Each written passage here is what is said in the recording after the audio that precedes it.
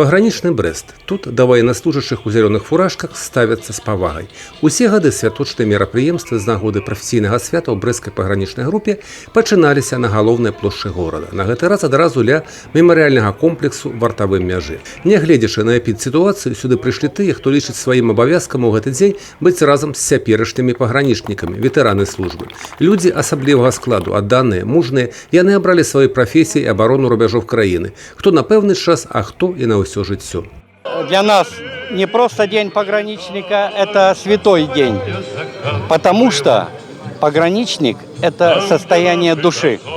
То есть я вот вырос на границе, на заставе, проехал с отцом от Хабаровска до Алмата.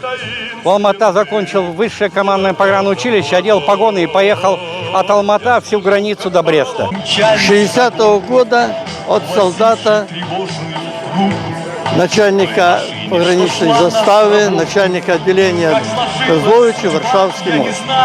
В войска пришел 3 года срочной службы, затем школу сержантов закончил. У складанні кветак да мемарыяльнага комплексу вартавой мяжы як адданне павагі тым, хто не пашкадаваў свайго жыцця, абараняючы рубяжы і незалежнасць радзімы. Пограничник – это не просто на 1,5 или на 2 года службы, или на 25. Это по жизни, это твоя судьба. И когда ты анализируешь ситуацию в своей жизни, вот у меня 28-й год службы, это, конечно, вся жизнь – это пограничная служба. Я желаю ветеранам, семьям, бывшим солдатам здоровья, благополучия. Юрий Печур, Александр Севицкий, телерадиокомпания «Брест».